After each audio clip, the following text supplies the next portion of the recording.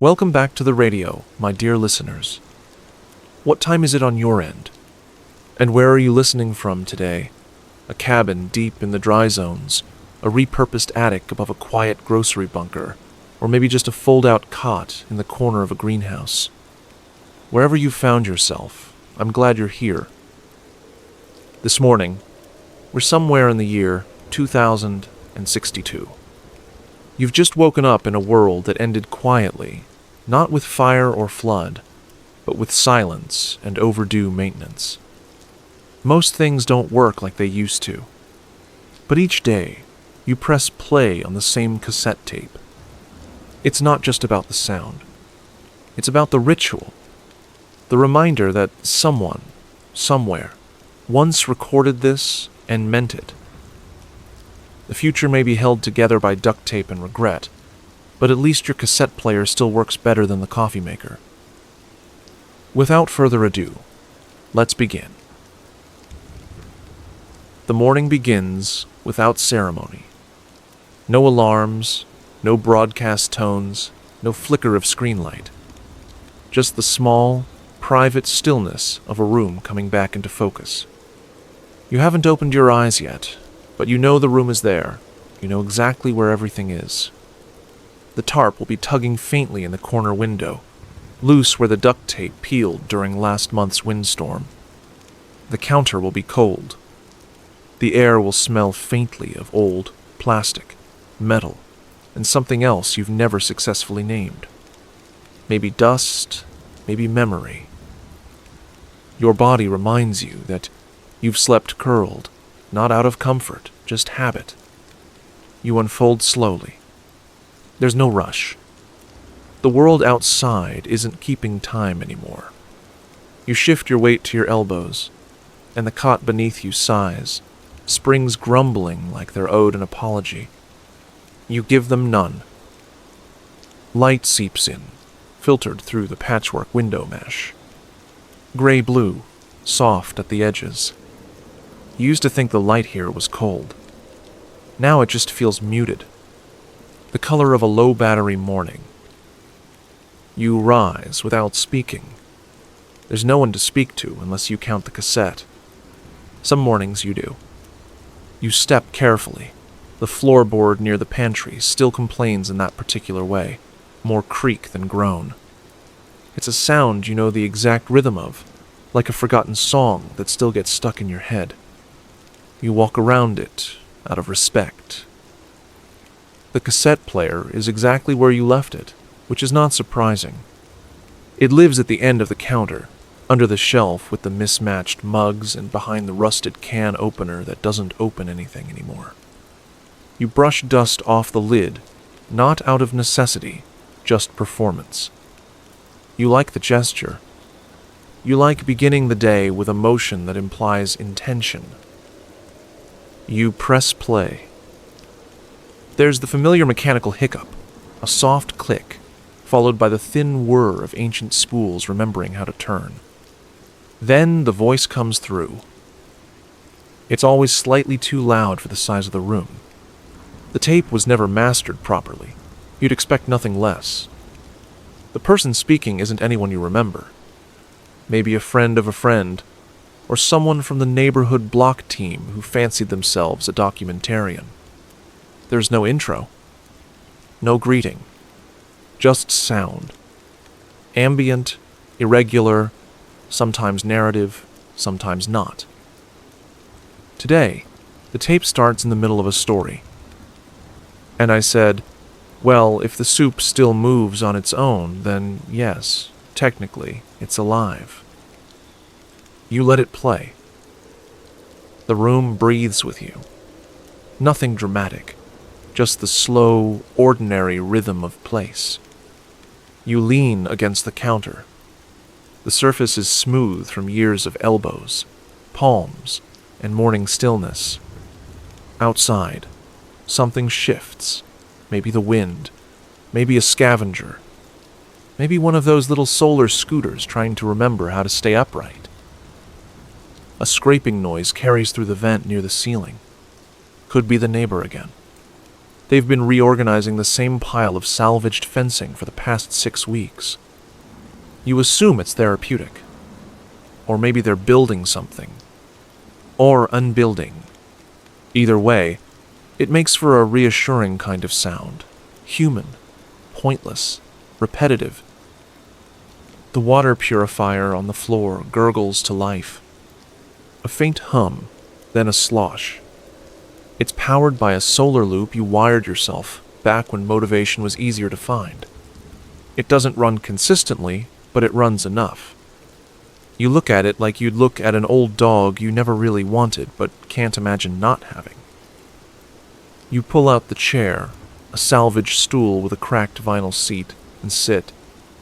It tilts to the left a little, so you shift right. That's the trick. Not to fix it, just to learn where to lean. The cassette continues. The voice is recounting something now, maybe a memory.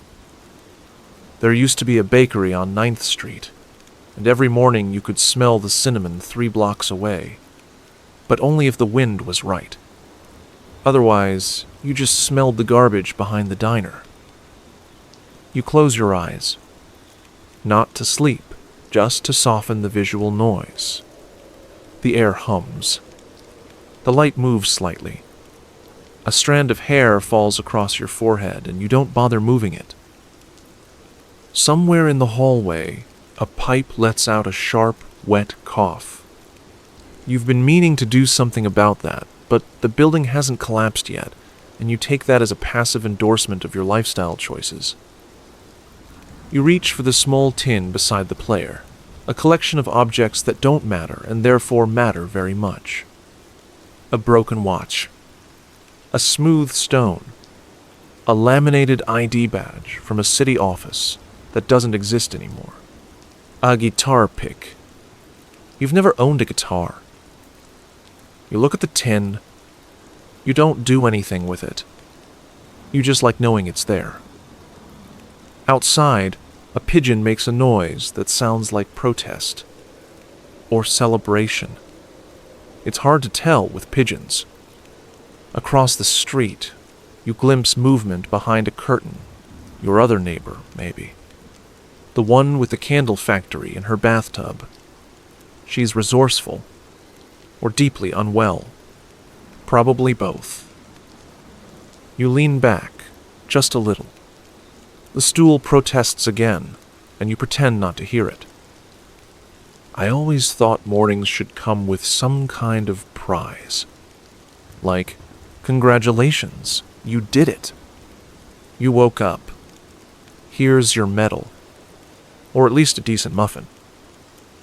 You allow yourself half a smile. It's not a good joke, but it's familiar. The cassette continues. The light changes. The room settles around you like clothing warmed by skin. You're not looking for anything. You're not waiting for the tape to say something profound. You're just there. In the ritual. In the pause. The sound of another world echoing faintly in your quiet one. And that's enough. You stand slowly, letting the stool creak one last time as you shift your weight forward. The cassette continues playing behind you, the voice trailing off into a soft hum, as if the person had leaned too far from the mic, or simply forgotten what they were saying. You don't pause it. You never do. The player is old and fussy about resuming from where it left off. Besides, it's better to let it wander. The floor is cool under your soles.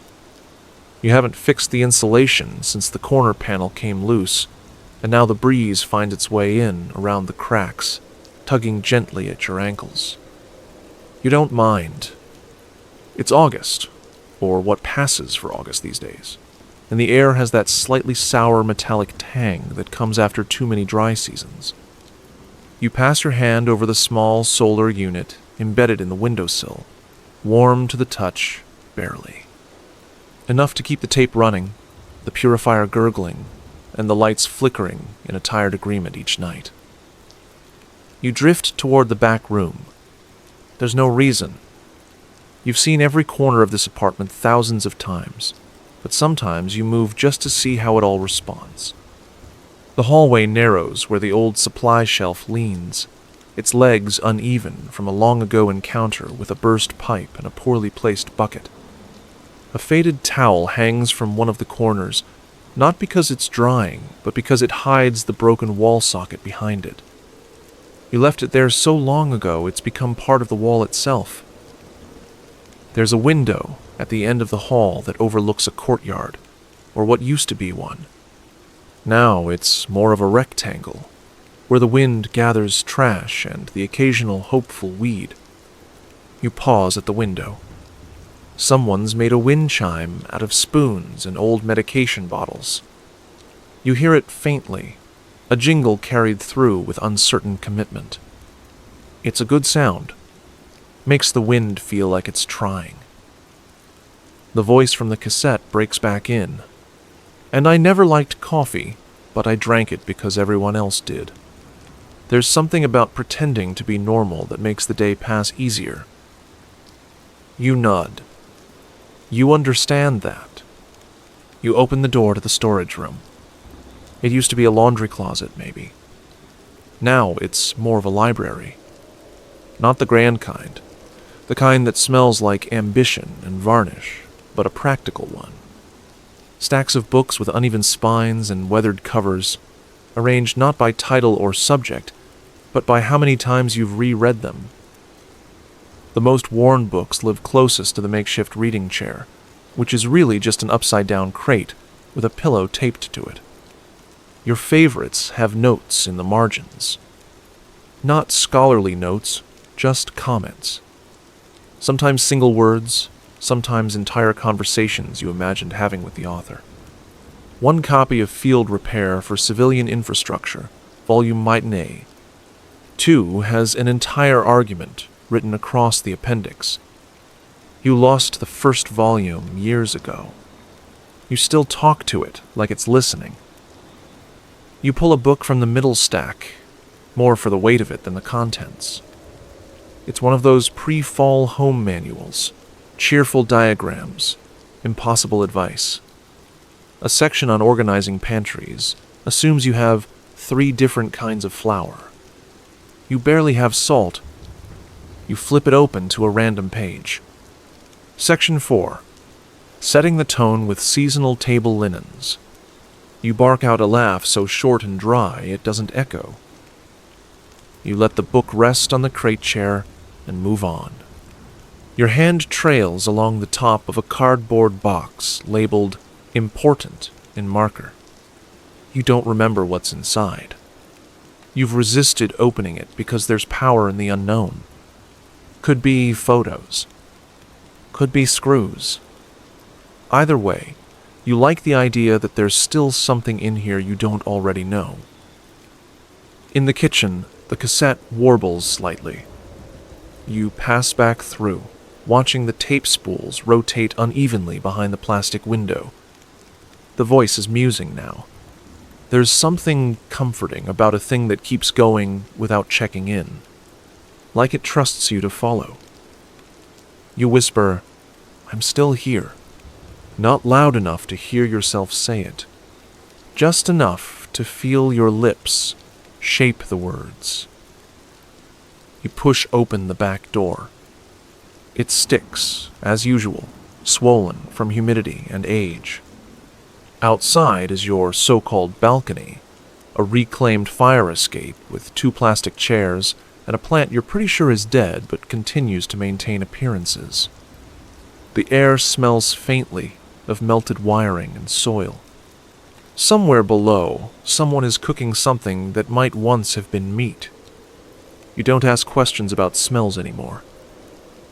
The plastic chair is cold and brittle. You sit in it anyway. The other chair holds a stack of drying glass bottles you intended to trade months ago. You haven't. You probably won't. The tape continues from inside. The voice is softer now, like they've leaned closer to the mic, or maybe just decided to whisper for a while. You can't hear every word.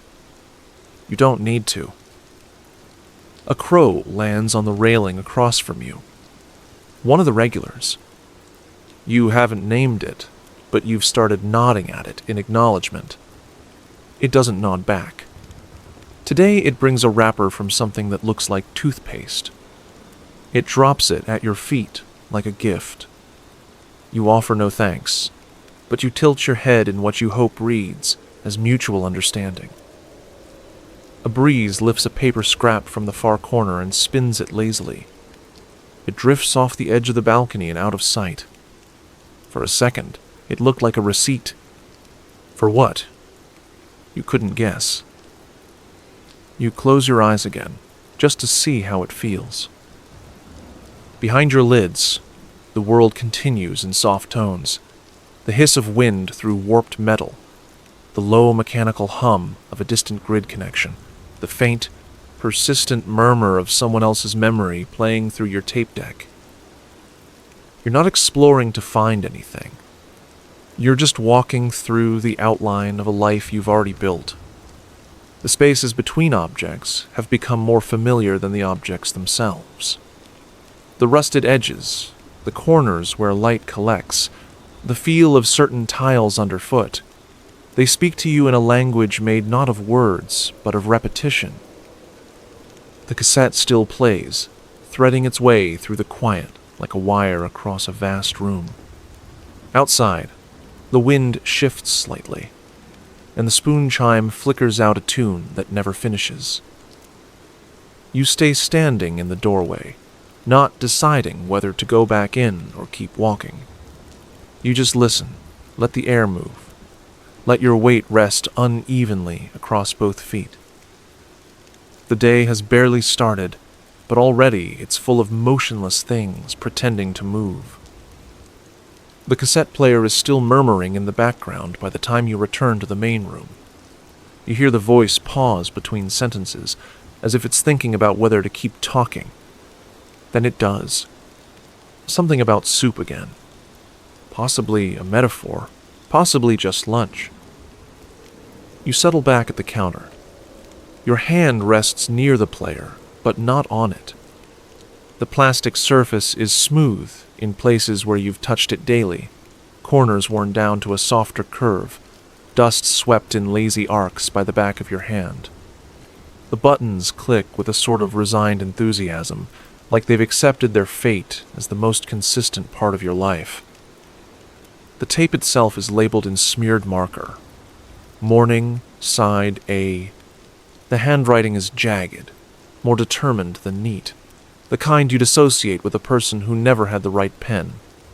The label has a corner peeling upward. You could press it down, but you don't. It would only peel up again tomorrow. You don't remember who gave you the tape. Not exactly. You remember a smell, though, clove cigarettes and melted nylon.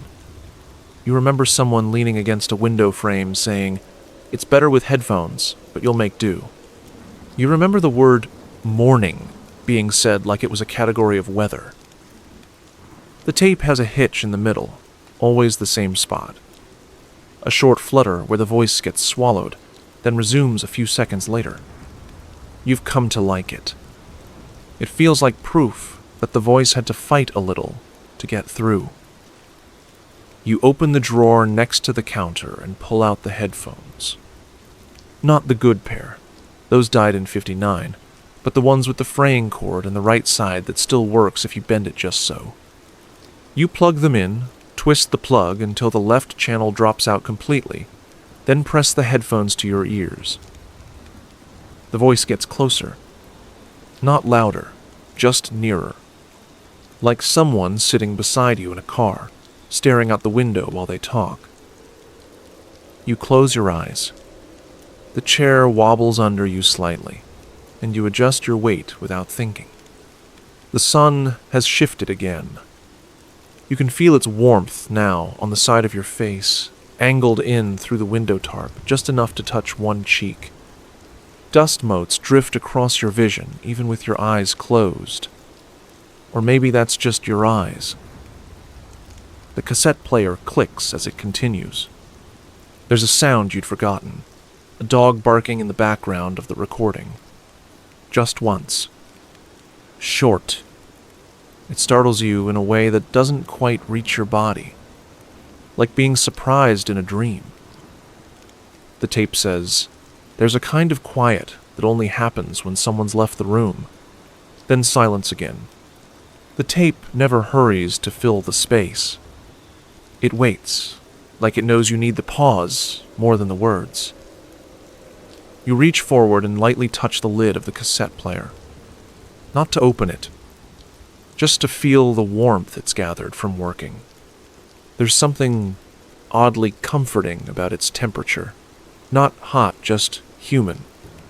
Like the palm of someone's hand after they've been holding a mug too long.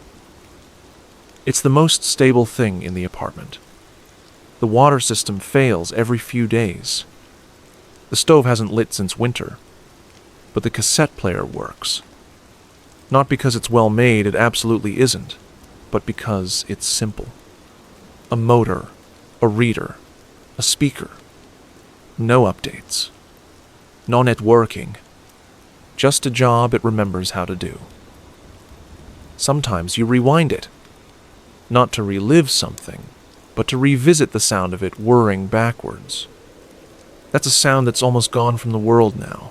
Mechanical retreat, the audible act of reconsidering. You think we lost something when we made everything frictionless. The voice says, "I hope you're still using this." Then laughs, like they already know you are. If not, I guess you've moved on to something better, which I doubt. You smirk. Fair. Your fingers drift over the body of the player. A ridge along the edge where the plastic casing split. You ran glue into it once, but only on one side. The other side still flexes slightly when you press. You do that now, just to feel the give, just to feel something that responds. This little machine has outlived power grids, postal codes, entire cities. You're not impressed by that. You're not sentimental. You're just accompanied. It's not about nostalgia. You didn't like the old world all that much either. But you do like that something here is predictable. That each morning, a small box says hello and doesn't ask for anything in return. The shelf above it holds other tapes. Side B. Nights. Static experiments. Letters. Schlossert Batch. You rarely play them. Not because they're bad, but because they don't feel like yours the same way. This one, Morning, Side A, feels imprinted. Not with information, with rhythm. You once tried to duplicate it, back when blank tapes were still around. The copy was clean, flawless, untouched by time. And that was the problem. It had no personality. No squeak, no warble, no hitch in the middle where the tape sticks slightly. You tossed it after a week. The original survived. It always survives. You lean forward and press your forehead gently against the shelf. The wood is soft from humidity and time, but it holds.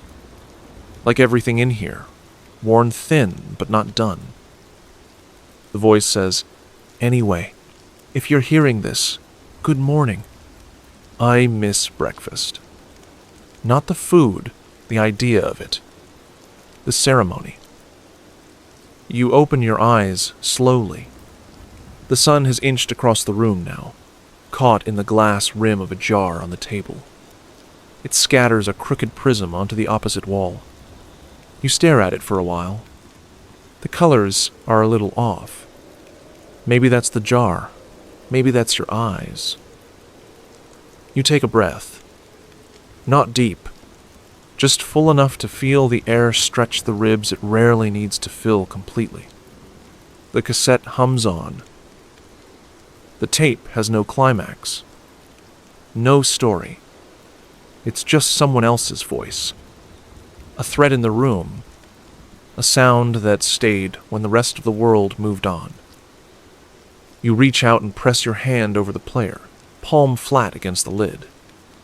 No pressure, just presence. The warmth is still there. And the machine keeps going. You don't move for a while. The room isn't asking you to. The tape continues turning under your hand, steady and slow, like a breath you're not taking responsibility for. The sound of the voice blends into the background, its meaning diffused into rhythm. You've stopped following the words. You're just letting them happen near you, like wind in the trees or water in a pipe that only remembers to rattle sometimes. The chair beneath you settles again. It had more to say, apparently. You shift just enough to stop the worst of the tilt, then let yourself ease back into place. Your hands rest loosely in your lap. You've forgotten whether you meant to do something with them. There is no task waiting. You are not behind on anything. You are not ahead. You are simply here at exact pace with a morning that refuses to become anything more than it already is. This part of the day belongs to no one. It doesn't move forward. It doesn't look back. It just holds. The air isn't still in a dramatic way. It's still in the way that paper settles. It's the kind of stillness that comes after motion, not instead of it, like the second after someone stops speaking, or the moment after you shut a drawer you weren't sure needed closing. It's not an emptiness. It's a presence that doesn't require your participation. You hear the faintest creak in the hallway. Maybe it's the neighbor. Maybe the building just sighs when it remembers the past. You don't check. The walls here make sounds like old books, thin, dry, familiar. A pigeon thuds onto the windowsill outside. It coos once, sounds offended, then flaps away in a puff of dust. You don't turn your head to watch it go. You only feel the slight shift in air pressure as its wings catch the wind and depart. There was a time when that might have startled you. Now, it's just another entry in the morning's quiet grammar. You lower your eyes to the floor. The linoleum is split near the counter, peeling back in a corner that always folds under your sock. You know that sensation well. The soft snap of old glue giving way, the dry rasp of adhesive against cotton. You don't step there anymore. You walk around it. It's easier to adapt than to fix. The tape makes a small thump inside the player. Something shifted on the reel. You imagine a loose screw, a stretch of magnetic ribbon slackening slightly, then catching again. The voice has paused.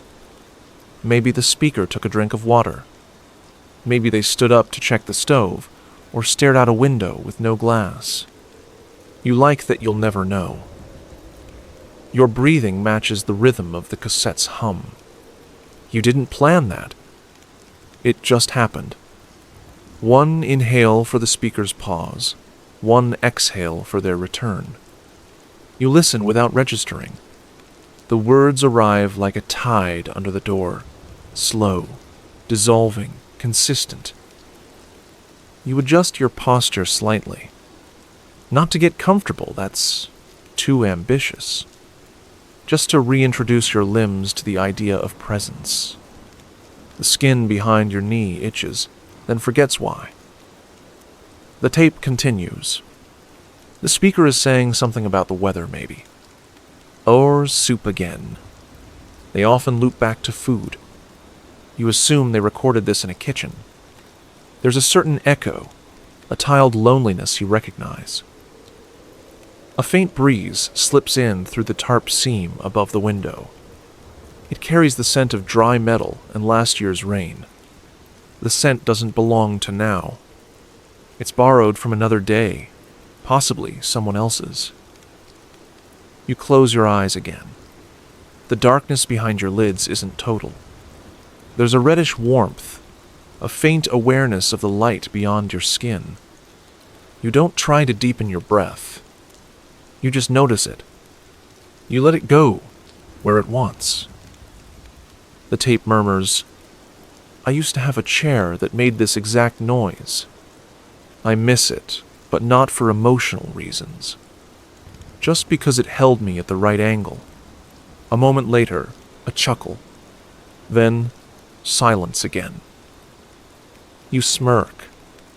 The joke wasn't funny, but it was familiar. There's a tin can on the windowsill filled with screws.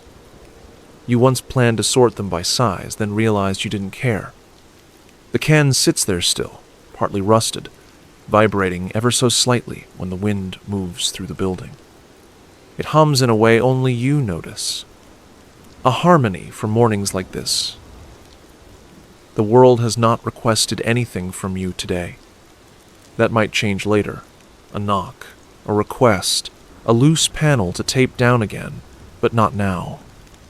Now, the requests are internal, and even those are quiet. You try to remember if you've spoken aloud today. You haven't. Not even to yourself. That feels like an achievement. Or a reset. Your voice waits quietly behind your tongue, willing to stay where it is. In the corner of the counter, the shadow from the jar prism has shifted to the stove. The colors are more faded now, dispersed across cracked enamel. The spectrum isn't full anymore, just a pale imitation of something that used to impress you. Still, you like it.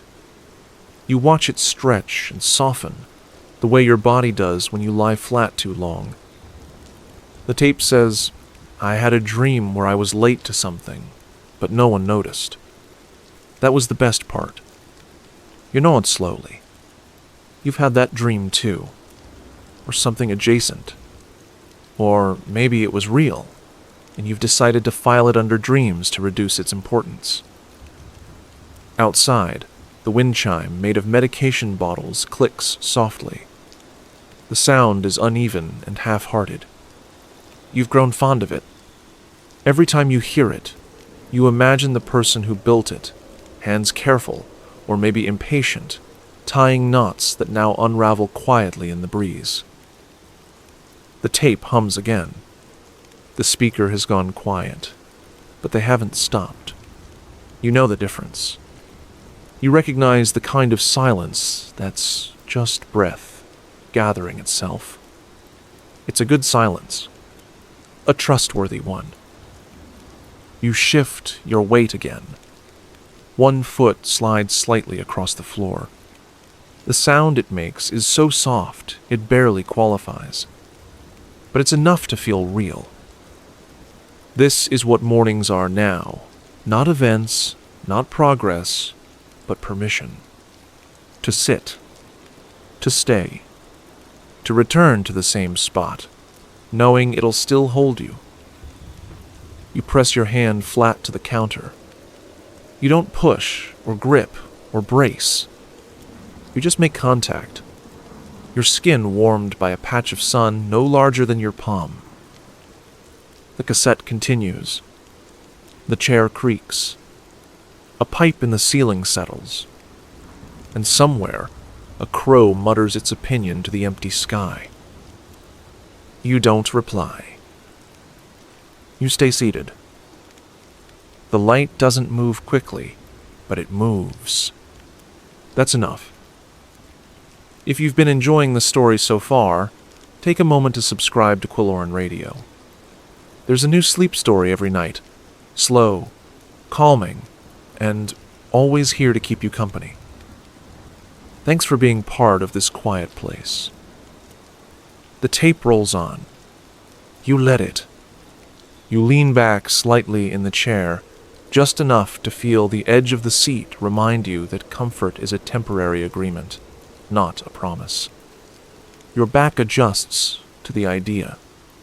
Your arms stay loose, your fingers resting palm up on your thighs.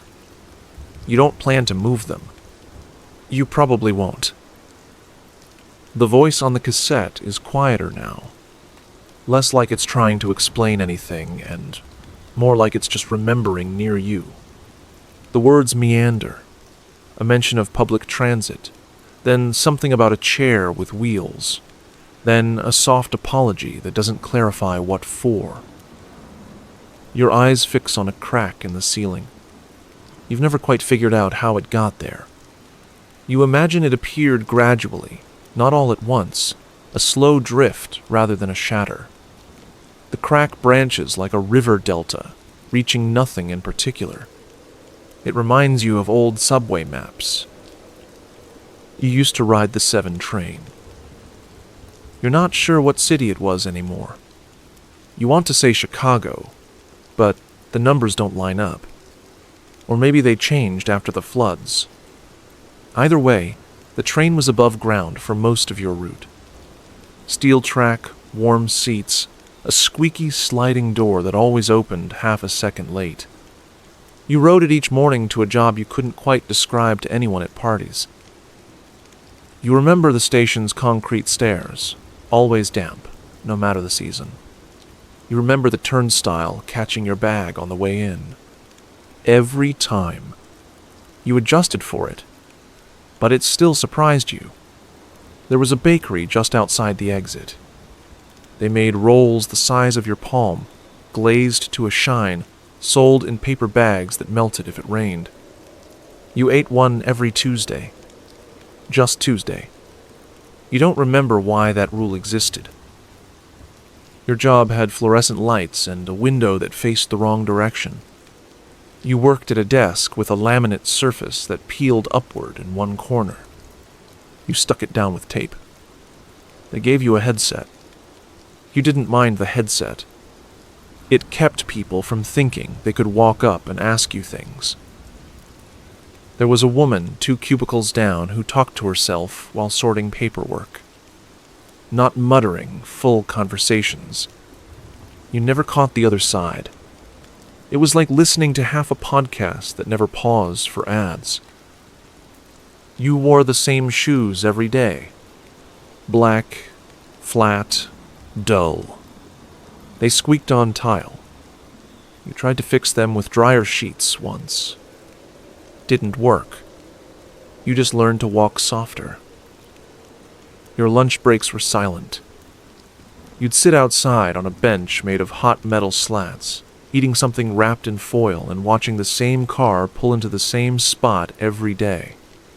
You made up a story about the driver. Something about running a mail route, or maybe searching for a missing cat he lost years ago.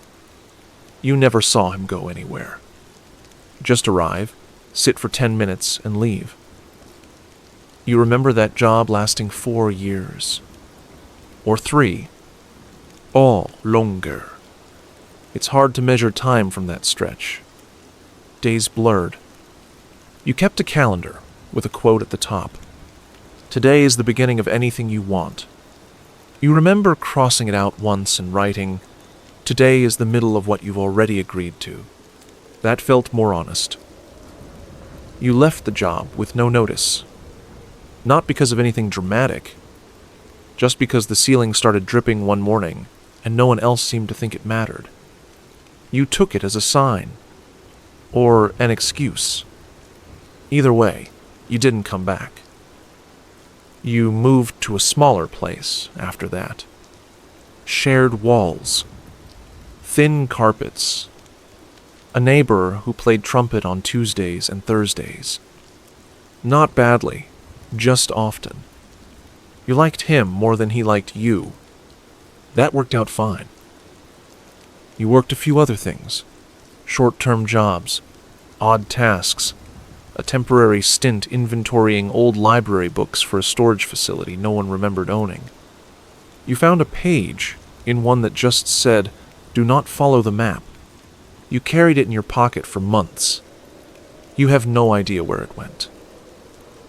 Then there was a winter with no mail. No buses. A city gone quiet, except for heat vents, and the sound of snow falling too wet to stick. You stayed inside for 10 straight days. On the 11th, you opened the door and found a note someone had pinned to your railing. It said, "We made it Tuesday. Hope that's okay." You don't remember who "we" was, or what they made, but you pinned the note to the inside of your cabinet door, and it stayed there for years. You liked the handwriting. Tall letters. All caps. A hopeful kind of urgency. The tape clicks softly. The voice says, "I used to think I'd remember all the big things, but I only remember how the carpet felt under my feet when I got home, and how the fridge light flickered before it turned on." You hum, in agreement, quietly, the kind of agreement that isn't a choice.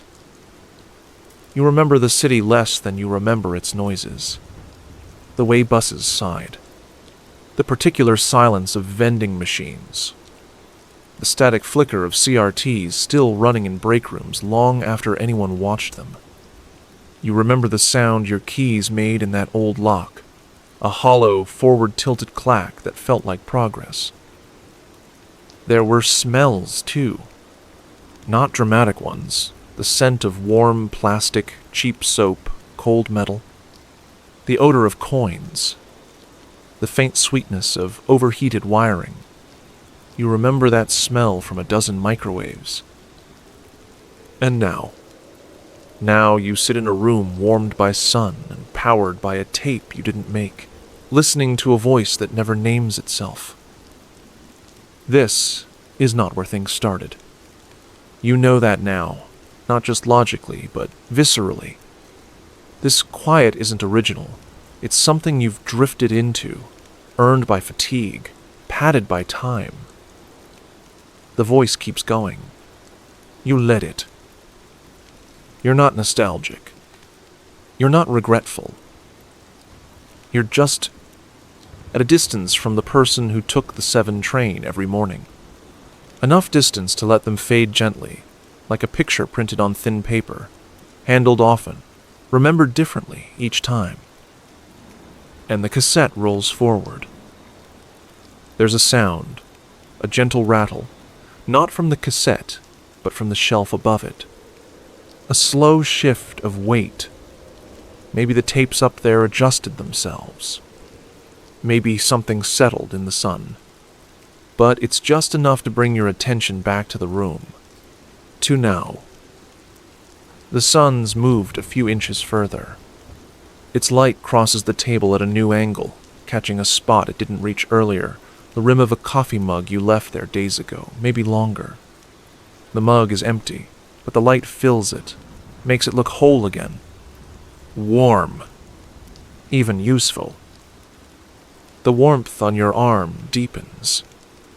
It's not hot, not intense, just fuller. You blink slowly, then reach for the mug, turning it slightly, watching how the sun hits the curve, how the shadow inside flickers and bends. The ceramic is chipped along the handle. You run your thumb over the flaw. And without ceremony, the room dissolves. You're somewhere else. Not because you tried, but because that's how memory works. Quiet, soft-edged, unavoidable. The warmth on your arm becomes the feel of sun through a dusty kitchen window. The ceramic in your hand becomes a glass with orange juice in it. Cheap juice, warm from the counter.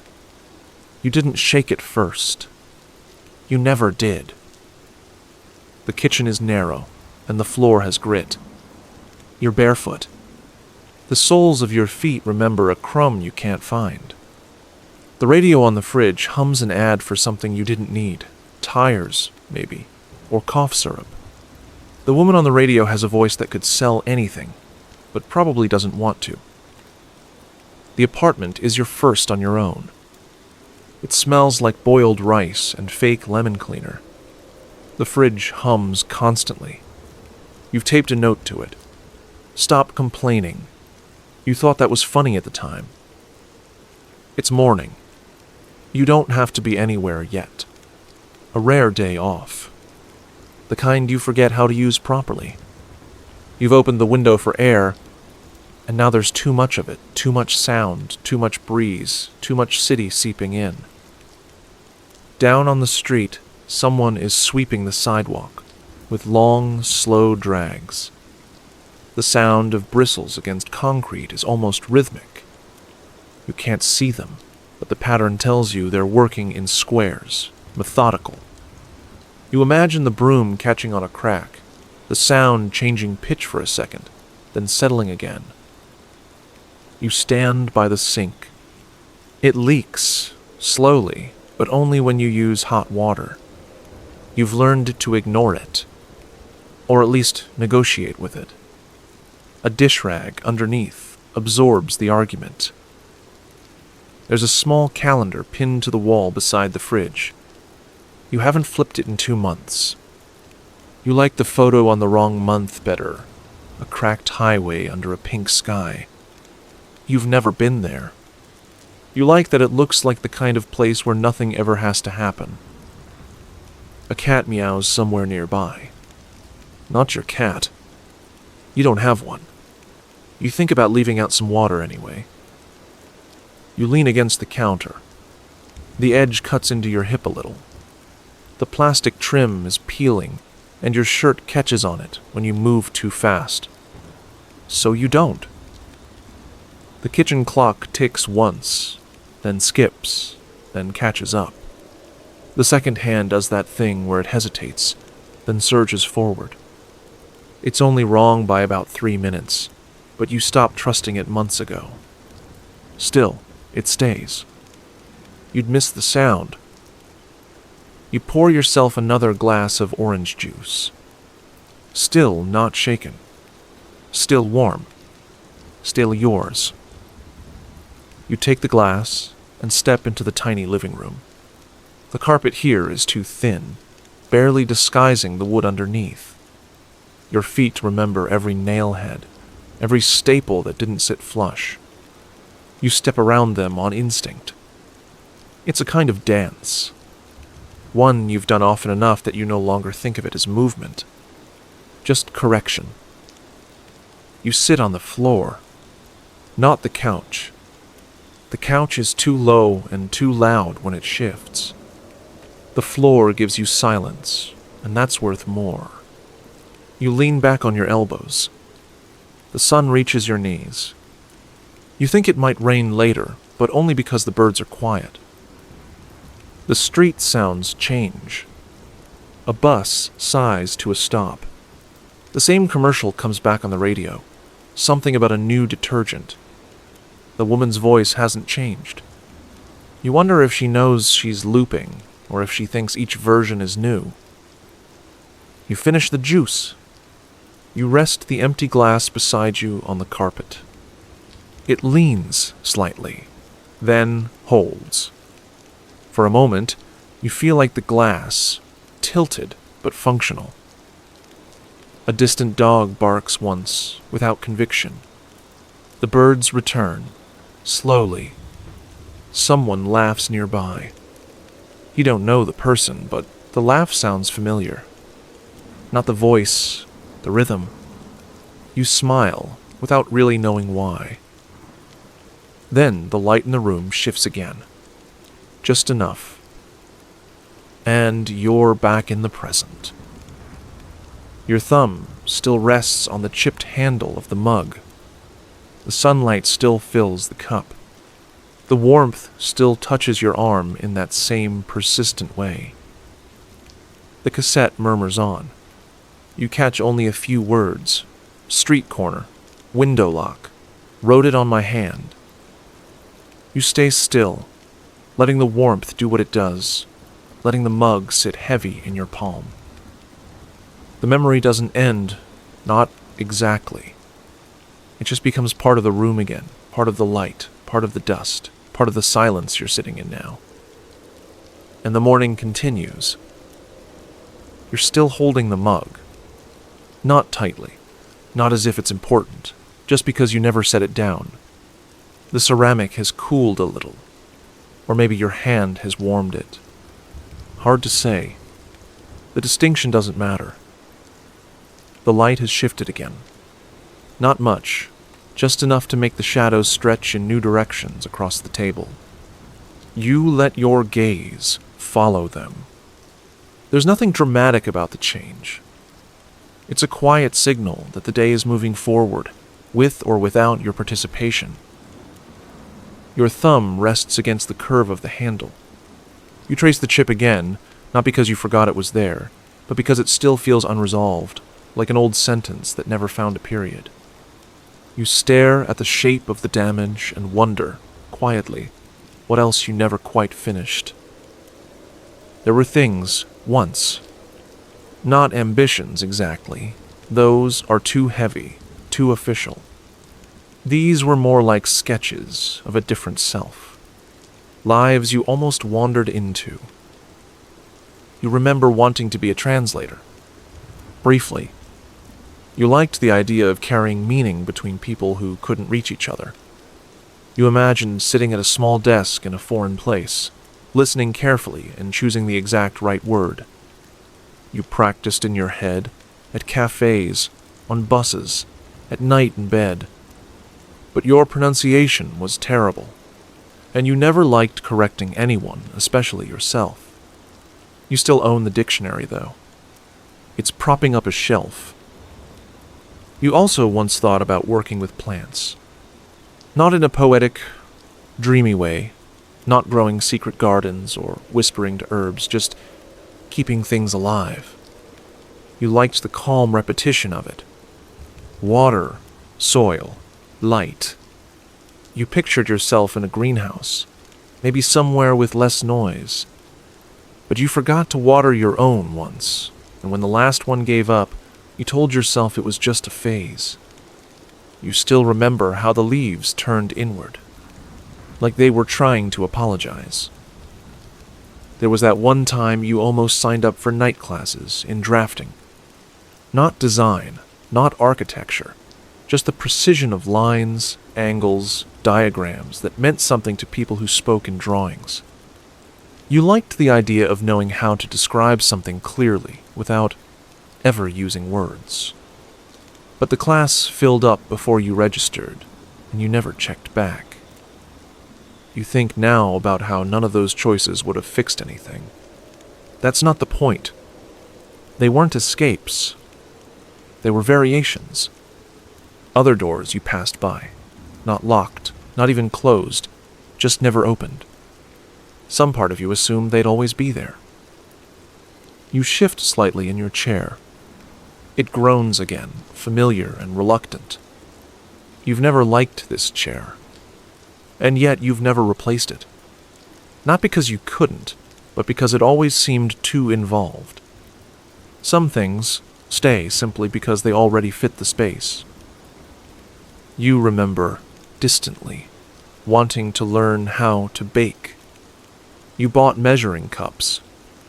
You bookmarked recipes. You watched people online, folding batter and narrating calmly. You liked the way flour dusted the counter. But your oven never heated evenly, and your first attempt came out gray and deflated, like a pastry with the will to live surgically removed. You told yourself pancakes were close enough. You smile faintly. That memory is oddly fond now. Failure softens with time, especially the kinds that didn't matter much. The cassette clicks. The voice pauses, then says, "Some mornings I think about the things I meant to do, and then I drink water and forget them again." There's a moment of silence, followed by a sigh, not sad, just factual. You take a breath through your nose. The air smells faintly of dust and last night's rain. Or maybe it's coming from the cloth near the window. You washed it too long ago to be sure. The scent is more suggestion than substance. You think about one more thing, a place you almost moved to. You don't remember the city, just that it had more bridges. You liked bridges. The promise of in-between. You had a map on your wall for a while, circles drawn around neighborhoods you never visited. You imagined routines, groceries, late walks, new sounds in the morning. But the boxes never got packed, and eventually you threw out the map. It had faded in the sun. The circles looked like echoes. You exhale slowly, not regretfully, just with weight. Sometimes you wonder, not often, but sometimes, if those alternate versions of you are still out there, living their small, imagined lives. Not in a magical sense, just as artifacts. Unpursued options, gently haunting the corners of your routine. You picture them occasionally. One is wearing an apron, kneeling by tomato plants. One is arguing softly about grammar. One is drawing floor plans on paper napkins. All of them tired. All of them still trying. You're not envious, but you are curious. And sitting here, in the soft light of the late morning, hand on a chipped mug, you wonder quietly, could you still be one of them? Not all of them, just one. Could you still stand at the edge of some new path and step sideways? Would your body recognize it as you? Or have you settled so deeply into this version of yourself that even change would feel like impersonation? You don't answer the questions. They aren't asking to be solved. They're more like background music, looping gently, meaningfully, just loud enough to remind you that you're still listening. The chair creaks again. You stay seated, and the tape hums softly on. The cassette hums steadily. The voice fades into background again, no longer distinct, more like texture than message. Your hand, still curved loosely around the mug, has gone warm and dry. You set it down slowly, the weight of ceramic barely registering. The cup makes a small sound as it lands, not a clink, not a thud. Just presence acknowledged. The light on the wall has begun to stretch longer now.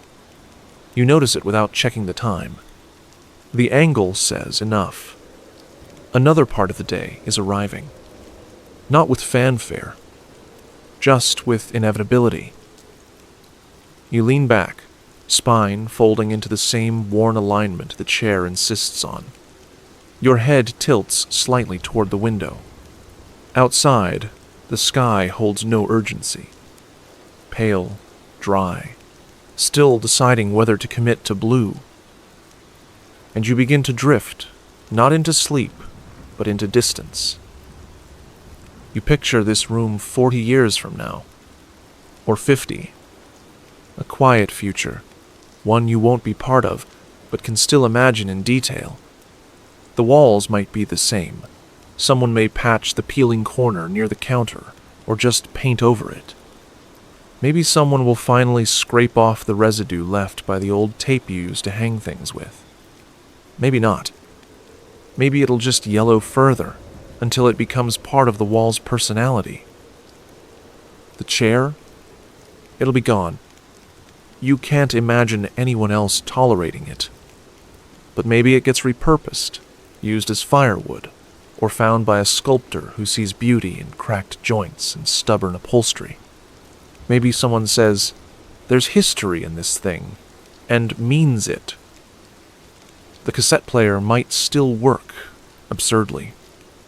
Or it might sit on a shelf in a museum with poor lighting and a dusty label.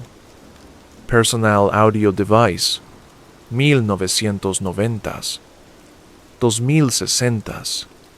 You imagine a child poking at the buttons and asking, did it talk to people? And their parent answering, no, it just played them. A pause, then, people used to listen more. Maybe someone else will live here. Or maybe the building won't exist. Maybe the whole block will be vertical gardens, solar glass, polished floors that never creak. You try to imagine the sound of a quiet room in a world like that. You wonder if silence will still mean peace, or if it will just signal a weak connection.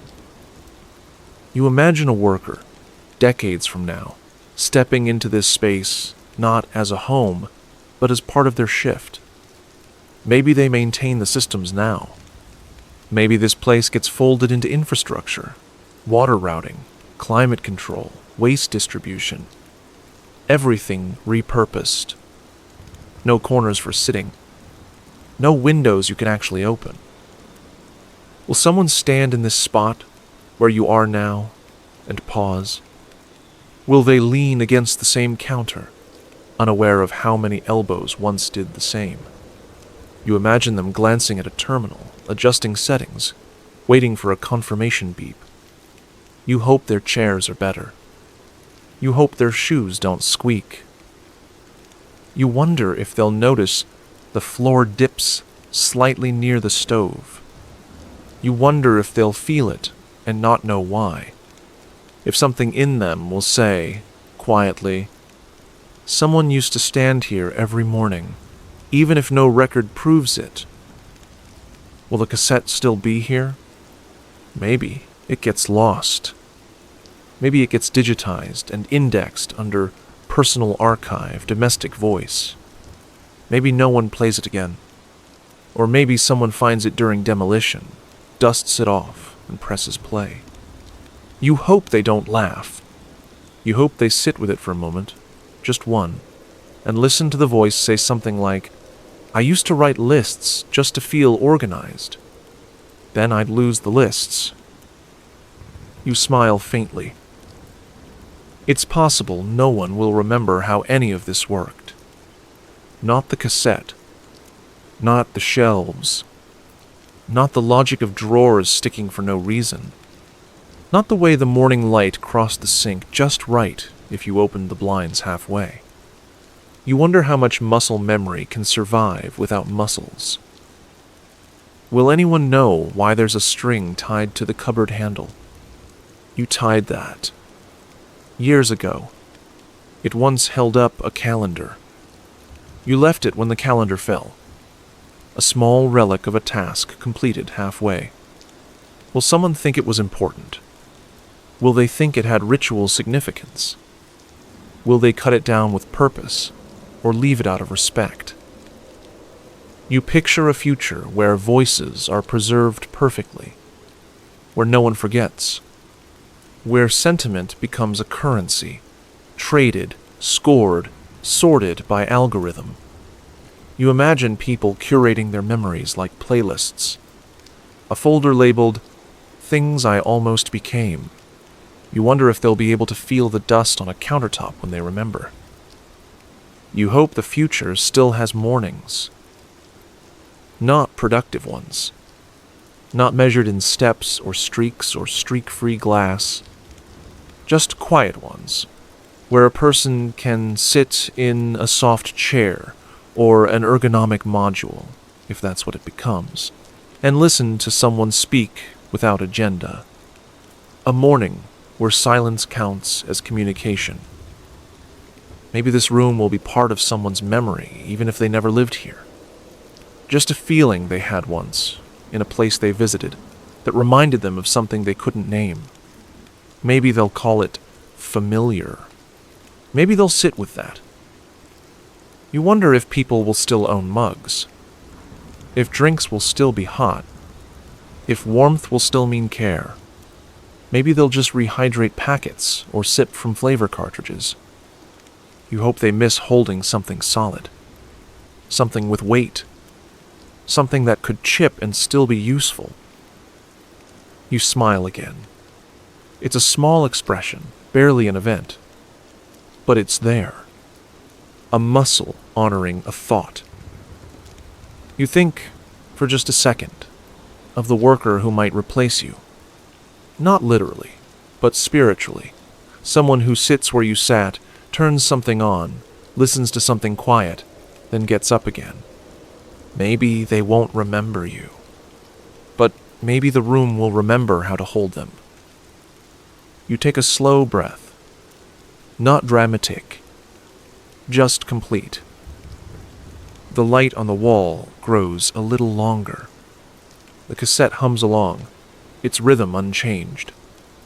The dust in the air catches gold in one corner, then disappears again. Nothing in this room has changed. And yet everything feels a little further away. And that distance feels soft. The light settles across the floor in a long, uneven stripe, stretching from the counter's edge to the worn seam of the linoleum near the sink. You follow it with your eyes, not because it goes anywhere, but because it's something to trace. There's a comfort in shapes that don't change when you look at them. Your body doesn't ask to move. It's grown familiar with this quiet weight. The tape continues, the voice barely a whisper now, like someone reading aloud to themselves in another room. You let it fill the space without requiring meaning. And then, gently, your mind slips. Not out of reality, not entirely, just slightly off to the side. A quiet shift into those passing thoughts that never stay long. They visit like birds at a feeder. Brief, unbothered, oddly specific. You glance at the mug again. In the softened light, it looks like something else entirely, a tiny generator, maybe powered by warmth. You imagine that every time you pour coffee into it, it gathers some low, humming energy. Nothing useful, just enough to keep the cassette running a little longer. You like the idea that the mug does more than hold, that it contributes. The thought fades. Another arrives. You imagine a small hatch beneath the counter, hidden behind a loose panel, one you never noticed until today. Inside it, a drawer full of notes. Not from you, but from everyone who's lived here before. Folded paper, fragments, grocery lists, apologies, a joke about soup. You imagine sorting through them and finding one addressed to you, even though that makes no sense. It just says, "You're doing fine. Don't scrub the stove. No one notices." The thought dissolves, replaced by another. Maybe the chair knows things. Not everything, not secrets. Just preferences. It leans a little more to the left because it knows that's where you tend to drift. It groans when you forget to breathe deeply. It stops creaking entirely when you're sad. Not to comfort, just to make room. You look at the drawer handle near the stove. It's slightly bent. Has been for years. You wonder if it's hiding something. Not behind it, inside it. You think, for a moment, that if you tug it just right, the drawer won't open at all. Instead, it'll slide sideways, unlocking a second drawer underneath the stove. One that holds a single item. A tiny model of the room you're in, perfect in every detail, except you're not in it. You laugh, very softly. A small huff through your nose. You don't know why that image is funny, but it is. Your eyes land on the radio next to the cassette player. It doesn't work. Hasn't in years. But today, you imagine that it does. Not always, just once every few weeks. It turns on without warning and plays a broadcast from somewhere else entirely. A farm report from a town that no longer exists. A child reciting multiplication tables. A commercial for shoes made out of water. The kind of broadcast that feels accidental, but somehow perfect. You never record it.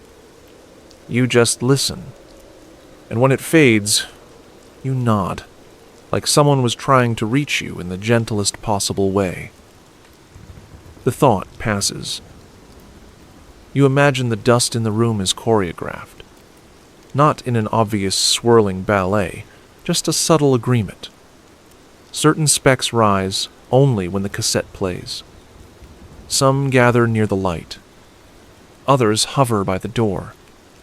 You think, very briefly, that they might be listening, that if you spoke to them kindly, they'd remember. Your focus shifts to the window. You picture, in the gap between tarp and frame, a small, hinged door. No bigger than a book? You've never noticed it before. When opened, it reveals a tunnel that runs to the apartment next door, but only in the early morning hours. Not for escape. Not for spying. Just for the gentle exchange of scents. Toast. Soap. A half-forgotten cologne. You imagine a slow drift of cinnamon passing through, and someone over there pausing, briefly happier without knowing why. The thought doesn't stay. Now the floor. You picture a single tile near the stove that responds to weight. Not with sound, with warmth. Step on it, and you remember something good. Not a whole memory. Just a flash. A dog's nose. The sound of snow. That pair of boots you loved and wore too thin. The tile doesn't explain. It just offers. You think you've stepped on it once or twice, but only when you weren't paying attention. The chair shifts again. You glance up at the ceiling. You imagine that somewhere between the beams, there's a tiny projector. Long abandoned, powered by your quiet. When the room is silent enough, it casts soft images on the far wall, not visible to the eye, but registered faintly by the skin. Scenes from walks you haven't taken yet. A street light flickering. Someone humming while folding towels. A pigeon landing on your future windowsill, deeply unimpressed. You let the image go. Another replaces it. There's a cupboard you haven't opened in months. You imagine it contains exactly one new item every time you check. Something that belongs to no one. A single glove. A chipped plate. A note that reads, "The rain you heard yesterday was meant for someone else." You never take anything out. You just nod at its presence. A supply of small mysteries. You stretch your legs slightly. The floor beneath your socks feels cooler than it should. You imagine it's not a floor at all, just a very still surface of some vast, unspoken body of water. And every time you exhale, the surface dips slightly beneath you, making room.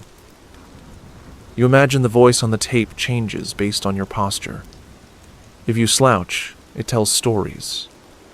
If you sit straight, it lists facts. If you curl up, it hums instead of speaking. You consider testing it, but don't. The not knowing is more useful than truth. You stare at the mug again. The chip looks less severe. You imagine it has moods, heals a little on good days, splits further on hard ones. You consider speaking to it, but decide against it. Respectfully. The tape clicks gently, not stopping, just shifting. A reel adjusting itself. You take a breath, and let the fantasies fade as quietly as they came. They were never trying to stay, just passing thoughts, harmless, unreasonable, and strangely kind. The room is as it was. The cassette hums. The light stretches softly, and your body rests, not expecting anything. You don't chase the next thought. It will find you when it's ready. The cassette has gone quiet. Or perhaps it hasn't. Perhaps it's still running, just below the threshold of notice, that thin border where sound becomes presence, and presence becomes simply part of the air. You don't check. You don't need to. Whether it's playing or not, the voice has already settled in. Not in your mind, but in the room itself, like the faint warmth left on a seat after someone stands. Your body is still, not out of decision, but because stillness feels native now, as if movement would disrupt something sacred, not loudly, but enough to matter. There is no urgency left in your limbs, no alertness left in your spine. Even the muscles behind your eyes have begun to slow, as though there's nothing more to track.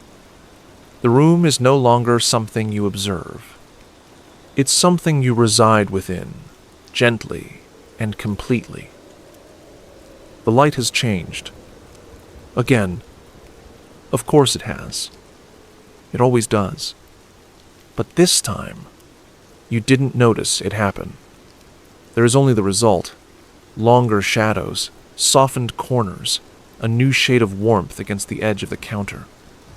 It is not the golden light of morning or the full clarity of afternoon. It's that in-between tone, where the day begins to tuck itself in without needing anyone's approval.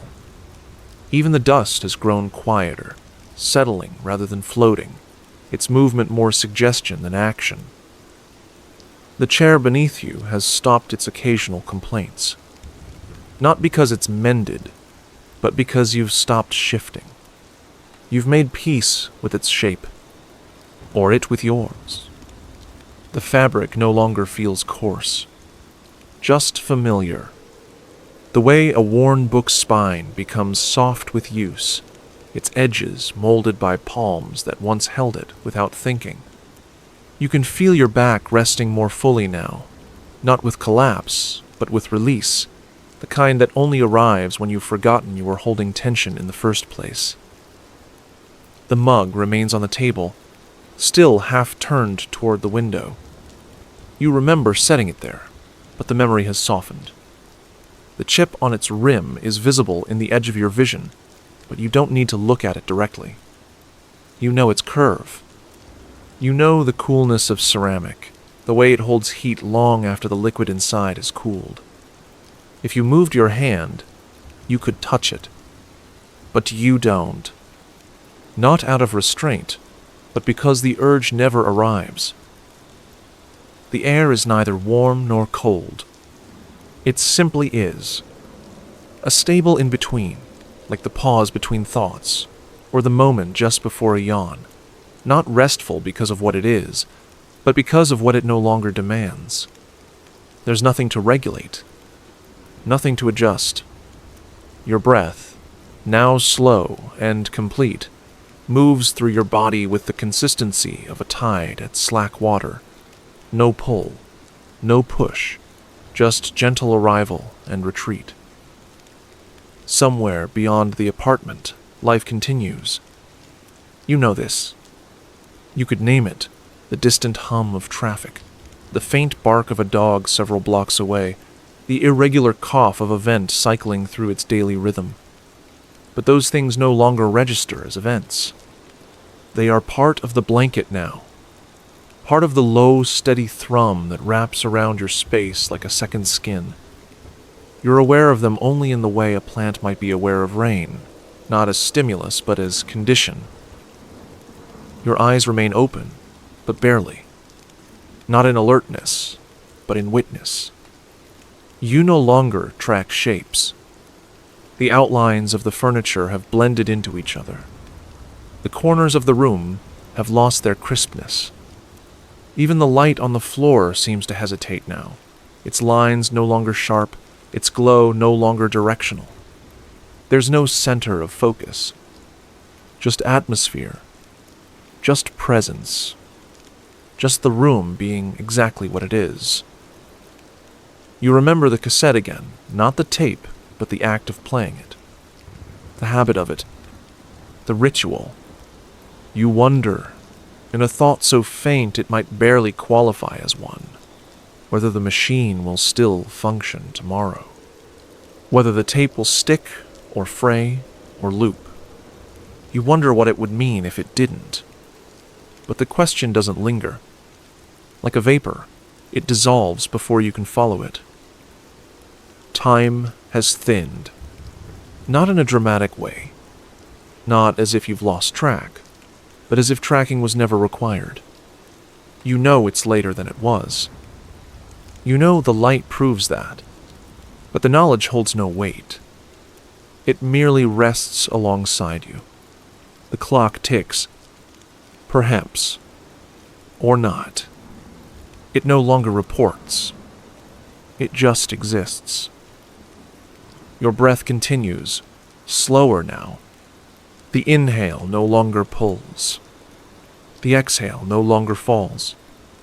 There is no emphasis to the motion, no destination, only rhythm, only the smallest suggestion of continuity, like waves moving in the dark. Your feet are warm. The floor beneath them is cool. The difference between those sensations feels profound and also entirely unimportant. Your knees rest slightly bent. Your hands are quiet, their fingers loosely curved, their purpose completed. You no longer wonder what to do with them. There's a calmness to not being needed, not by tasks or people or thoughts, not even by yourself. The self, as a concept, has grown wide and light, less like a figure and more like a field. You feel not separate from the room, but nested within it. The way a stone settles into the center of a bowl, not placed, not dropped, but received. The fabric of your shirt no longer itches. The air around your neck no longer shifts. These were things you noticed earlier. They no longer seem to apply. There's no story left to hear. No moment left to interpret. No conclusion to draw. Just the widening of space, the loosening of grip, the gentle crumbling of boundaries between you and the stillness.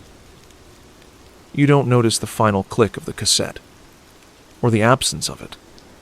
The sound, the voice, the message, they've all become something else now. Not memories, not noise, just the texture of calm. Your eyes close, if they weren't already. Your breath settles, if it hadn't already. The world no longer holds edges. The room no longer holds shape. Everything is soft. Everything is still. And you are, simply, part of it,